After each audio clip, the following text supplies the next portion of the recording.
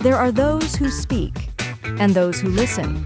But every so often, someone shows up who does both with uncommon purpose and an open notebook in hand.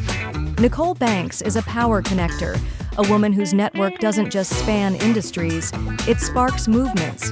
For more than 2 decades, she's solved problems others run from, built what others said couldn't be done, and highlighted the wisdom of giants, one page at a time.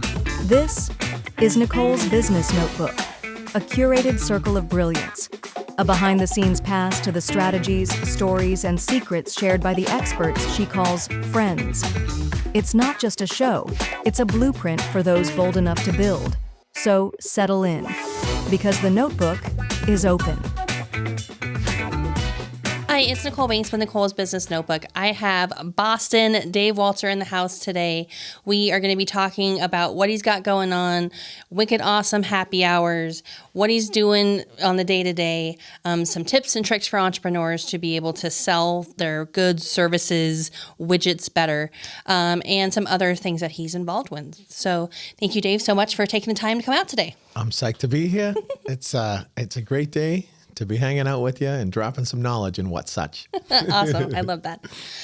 So for those that don't know, you are the leader and organizer for Wicked Awesome. So first off, of all the names for a networking group, why did you pick Wicked Awesome? Well, I'm from Boston, and it had various iterations of names over the first year. And one of my buddies from out here was like, man, why don't you just call it Wicked Awesome? And I was like, yeah, Wicked Awesome Happy Hour. That's a good one, because I would describe the places as like the food's wicked awesome, the vibe's wicked awesome, whatever. It's something that we say in Boston.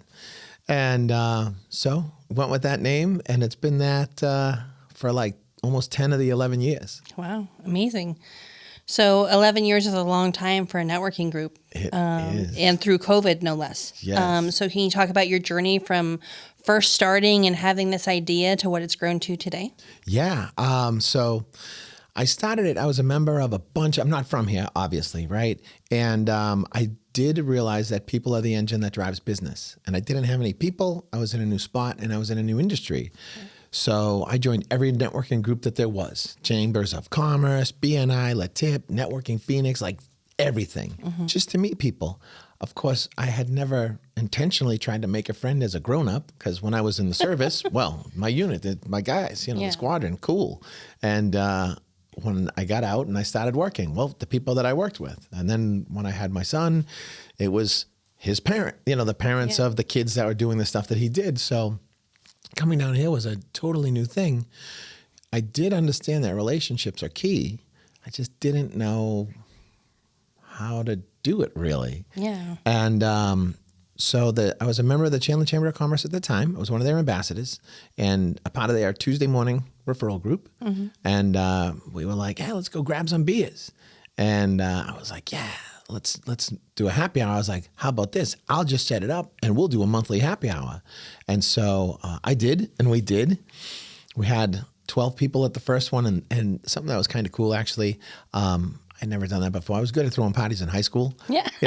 Full circle moment. Yeah. So I was like, cool. And I'm going to do it just like I did in high school. Greet everybody at the door. Hey, how are you? Thanks for being here. That kind of thing. Hosted at somebody else's place. Right. And I had a dream, which I thought was so funny at the time, the night before. And it was God telling me that was my ministry. And I was like, I was like a party. Come on, man. That shit's hilarious, Yeah. And so 12 people showed up to my first one, and I was like, I got you. Okay. Oh, it is. Well, that's a serendipitous number. Yeah, you know what I mean? Right. And I was so excited because it was like 8 people I didn't know. Oh. And I was like, wow, this is amazing. Yeah. And so I made the decision, to do it first of all. And then I really set the intention, and I was like, that's it. This is happening every month, no matter what, which is a big thing when you start anything, because it's not easy when you're starting stuff up. Yeah, for sure. Especially a networking group in a city you're not from and people you don't know. And there's so much competition, right, out there. And that was the mindset at the time. Nobody really did stuff together. Networking Phoenix was like the big one. Yeah. Gelly was running it at the time. Yep.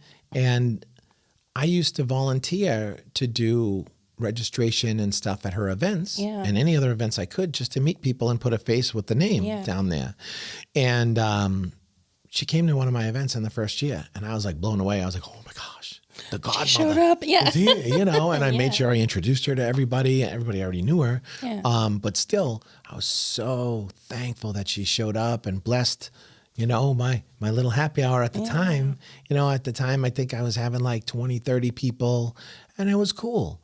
And as with anything else, you make a decision and you do it. I did it my own way. I've had various business partners over the years. I had one that suggested that we standardize it. Third Wednesday of the month, 6 to 9 p.m. every single month, different spot. Did that back in 2018, like July, I believe it was. And that helped. People could put it as a shell on the schedule. Then we had COVID. And some of my buddies nicknamed it the happy hour too tough to die, because there was a lot of networking groups that stopped. Yeah. And some even today are no longer in person. They still do Zoom. Still. And I'm not that kind of person. I didn't understand Zoom at the time. So when my biz partner wanted to switch it to a Zoom, and I was like, nah, that's stupid. I'm not doing that. Come on now. Yep. Not happening. So couldn't legally do it in March, April, or May of 2020. Yep. And then everything opened up after the 49-day closure. The reason I remember that is because I did this thing I wanted to do it because my family has a small business in Boston, plumbing company, started in 1927. Wow. And I know when things are tough, well, your friends can go out of business. And so I vowed when they said the shutdown was happening that I would go every single day to a local spot and support them in some way, whether it was a restaurant or a bar or Shoe Thrill in downtown Chandler or Von Hansen's Meat Market in Chandler or wherever. I made 51 local stops in that 49-day shutdown, and I called it the Keeping Local Alive Tour, just because I like to throw a name on shit, And it was really cool. I did it out of love. Yeah. And out of that abundance mindset. And wow, Wicked Awesome Happy Hour exploded after that. I had hit 100 people twice before that. Since the end of 2020, I haven't been under 100 other than maybe 2 or 3 times. Wow. And the first event that I did, and I think if it wasn't the only event in the state and potentially the country, it was one of the few in June of 2020. We had 68 people on the patio of Pedal House, downtown Chandler. And it was great, social distanced, all the stuff that we were supposed to do. Yeah. And then we got closed down again in July. But I only missed 4 months. Wow. And it was cool, because people were like calling and texting, hey, man, you're going to start it up? Because so many groups didn't meet. Right. There was really not much live networking for a year or so. Yeah. And one of the things we all learned out of COVID was we crave connection. Yes. As human beings. Now, I do understand Zoom now, and it does work. It's a good thing.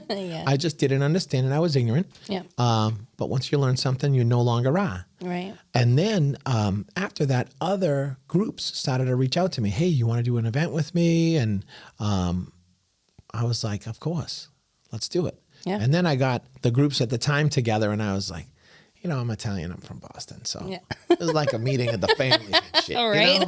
And I'm like, hey, there's no reason that we all have these little separate kingdoms. We just came out of COVID a few months ago or whatever. Why don't we do stuff together? Yeah. We're better together. Good people doing things is a tremendous force. Yeah.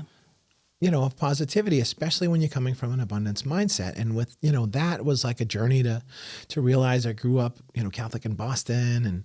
And then I researched, a bunch of different religions and everything, as we grow up, teenage, we have different thoughts and whatever.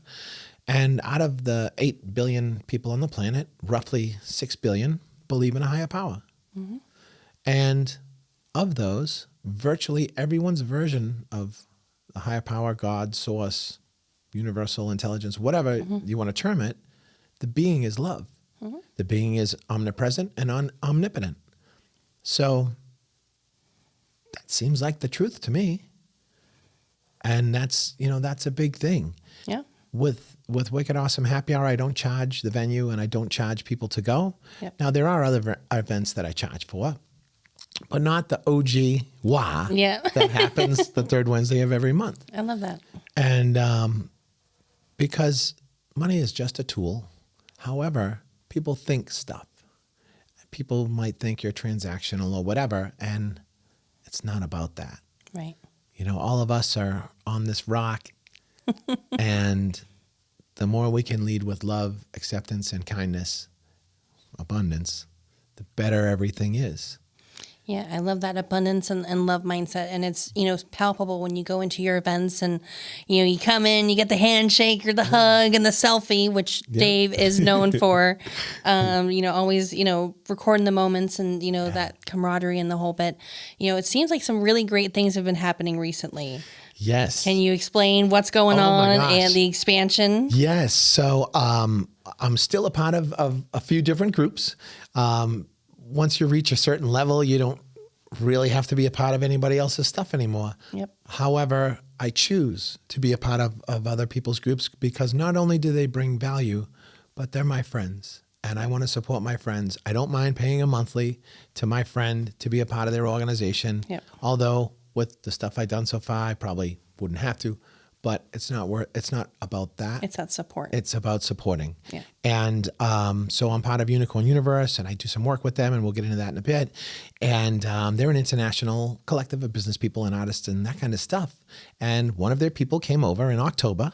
Paula is her name. She lives in Switzerland. And she happened to fly in on the day that Wicked Awesome Happy Hour was happening. Yeah. So she had heard about it, but she had never experienced it live.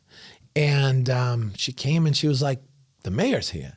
This guy owns this, that guy. Why are they hanging out all together? And I was like, because it's Wicked Awesome Happy Hour. That's what we do. It's everybody, it's all good. And she was like, we don't have anything like this in Europe. And I was like, well, you probably should, you know? And she's like, yeah, I want to do a happy hour. I was like, that's cool, do it. And she's like, well, I want to do it like yours, like Wicked Awesome. And I was like, okay, well, we'll have a discussion about that because I do it a certain way. And, you know, you got to make sure it's Wicked Awesome. Right. And so we had a good breakfast and just talked everything through. And she's an abundance mindset person, happens to be Christian as well. And the really cool thing was she's like, okay, I'm going to do it. I was like, great. And I gave her a homework assignment. I was like, this is what I would like you to do.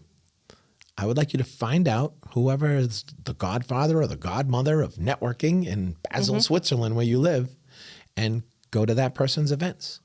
Work registration. Volunteer to help them. Yep. Genuinely become a friend with them because that's going to help you launch Wicked Awesome Happy Hour. That's what I did with Kelly. And she was like, okay. So I told her, when you do your first one, I'll fly over and I'm going to host it myself. And she was like, cool. And I was like, do it in the summer because I'd rather not be in Arizona in the summer. Right. Yeah. Apparently she didn't understand. She was like, I'm doing it in January. And I was like, great.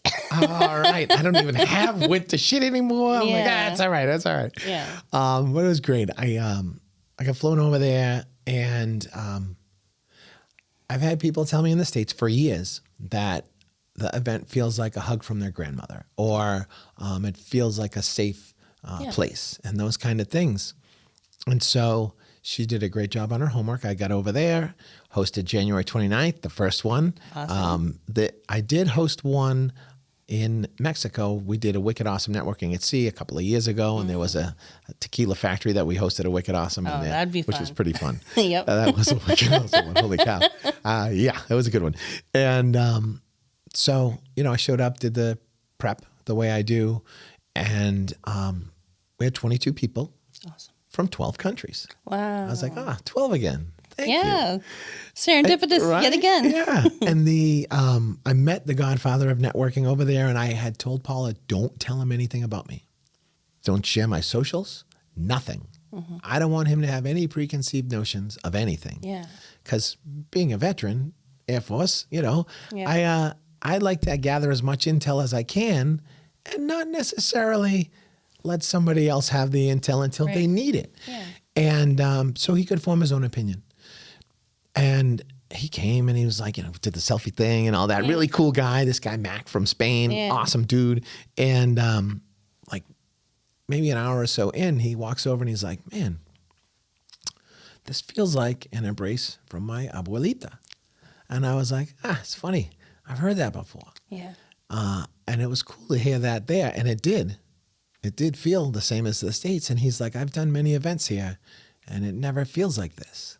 And I said, well, think about the feeling that you have. What is that? And he's like, God is here. I was like, God's everywhere, man. I was like, this is abundance mindset. Yep. That's what it's all about. And he's like, wow. And it's non-specific as far as whatever. And people that don't believe go, it doesn't, as long as you believe in abundance and are not trying to screw people over and all that stuff that is of scarcity, right? Right, yeah.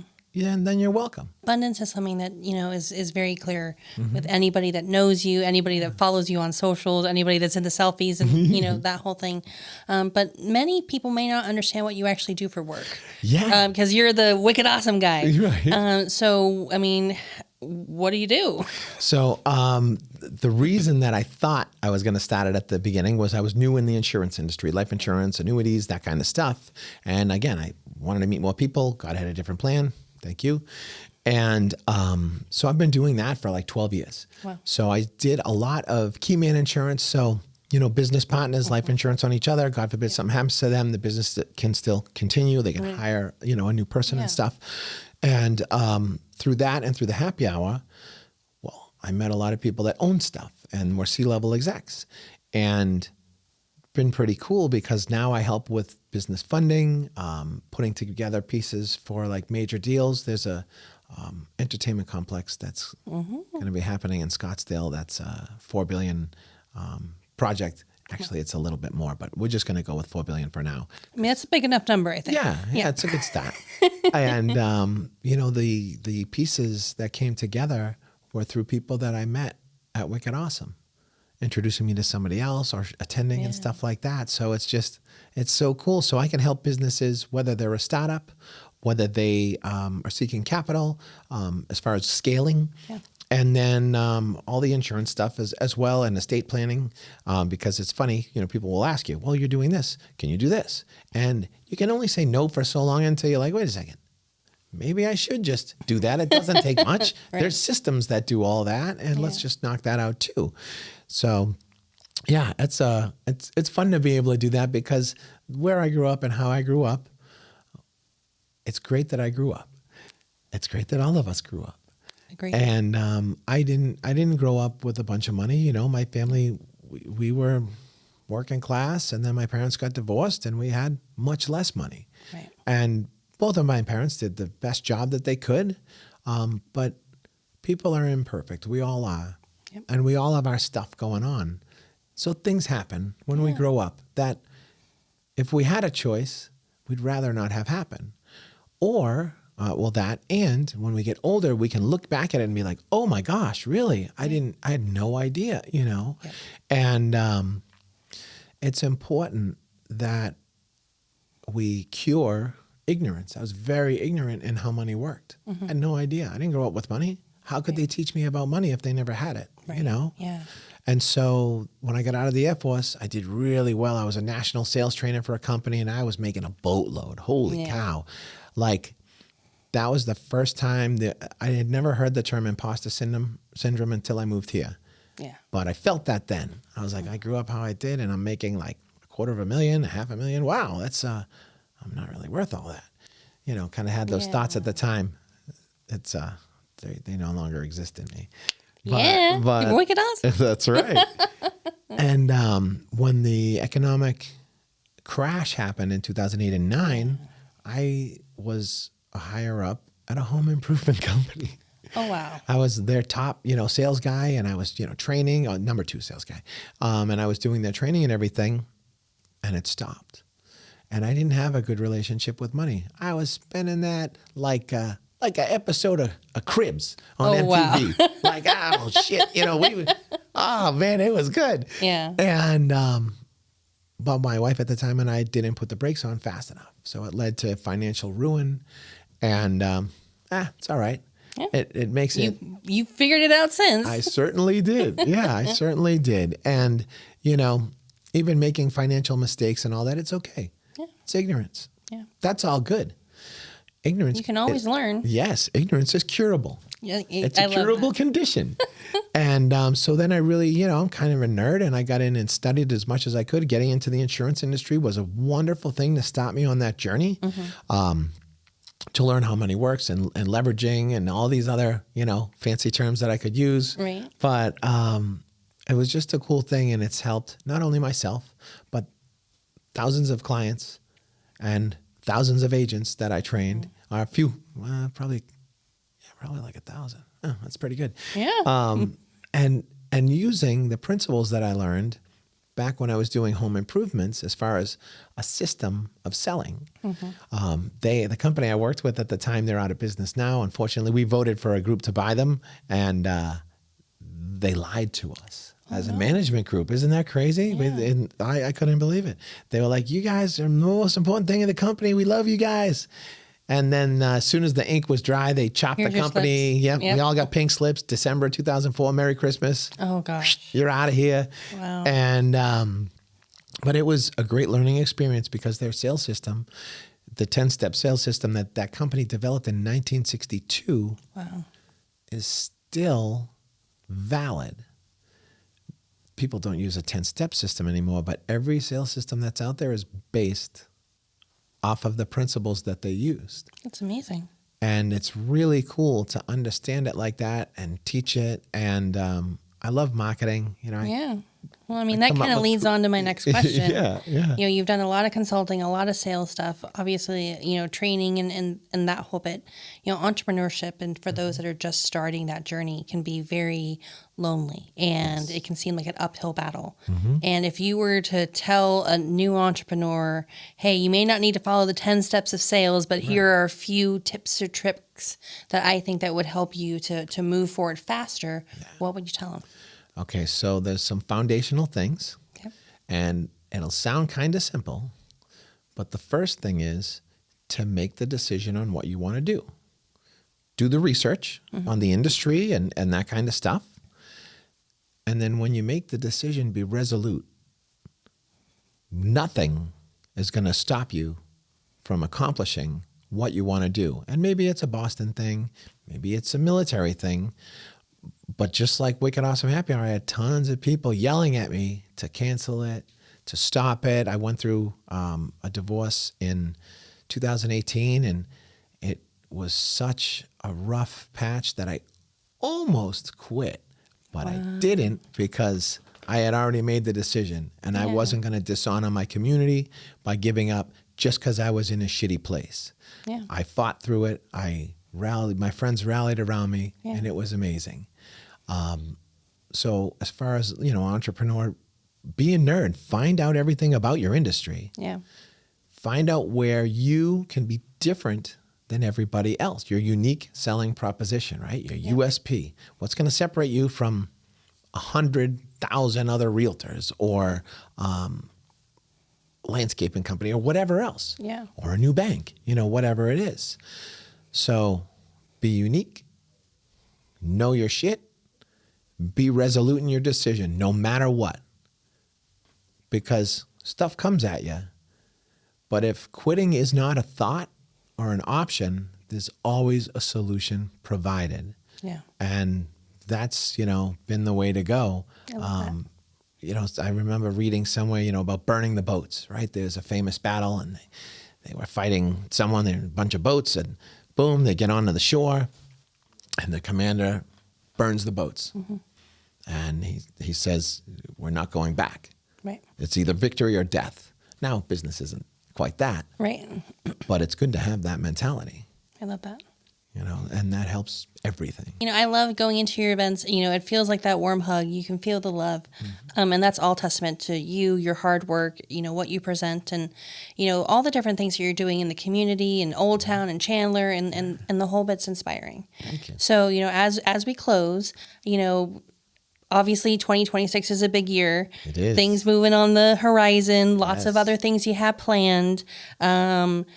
10 words or less, what's your 2026 going to be? 2026, we will be in multiple cities. I'm going to go over 10 words. Sorry. Yeah, do it. So it looks like we're going to have Paris, we're going to have Copenhagen, we're going to have Vienna, we're going to have Budapest, and quite a few other cities in Europe. A Wicked Awesome Happy Hour is going to be happening in Turkey. We're also going to launch Wicked Awesome Getaways. There's going to be a Belize trip coming up. Yep. That's actually later this year. Correct. But it's going to be an annual thing. Wicked Awesome Networking at Sea is going to come back online. We'll be doing cruises. Wow. And a bunch more cities here in the States. Denver, Boston, maybe New York. I don't know.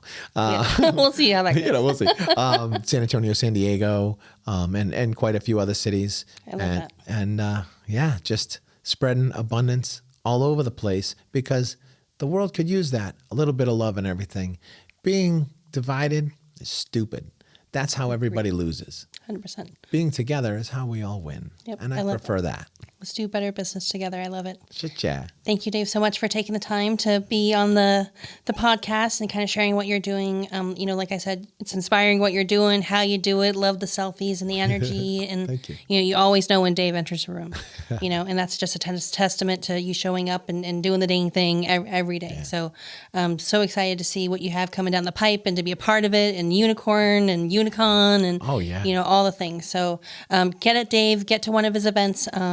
Thank you again so much for coming. It's another episode of Nicole's Business Notebook here, where we are bringing business leaders from the greater Phoenix Valley, beyond, and global influence now to help us to do better business together. Thank you so much, and we'll see you next time. Thanks for joining us for another episode of Nicole's Business Notebook. Subscribe and follow for more tips, insider secrets, and hard-earned wisdom so that we can all do better business together. See you next time.